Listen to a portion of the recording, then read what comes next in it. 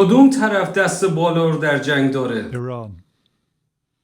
I regret having come to this conclusion because, like many MI6 officers of my generation, we faced the violence and brutality of the IRGC for most of our careers. That's the Islamic Revolutionary Guards Corps. Yeah. So there is no love lost between us, and I shed no tears for Ali Khamenei, who was killed at the beginning of this war. But the reality is the US underestimated the task, and I think, as of about 2 weeks ago, lost the initiative to Iran. In practice, the Iranian regime has been more resilient than I think anyone would have expected. They took some good decisions, actually, as early as last June, about dispersing their military capability and delegating the authority for the use of those weapons, which has given them significant extra resilience against this incredibly powerful air campaign. They have embarked on what's technically called horizontal escalation, i.e. firing rockets at anybody within range,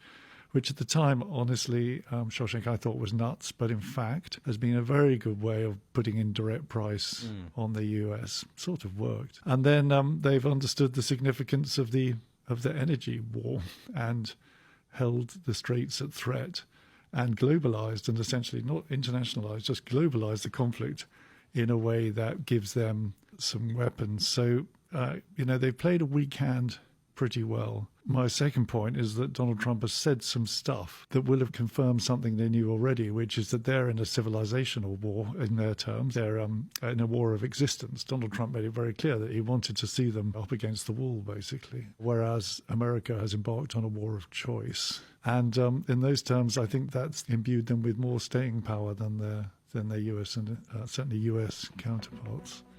And they know that now. And I think that really is giving them the whip hand.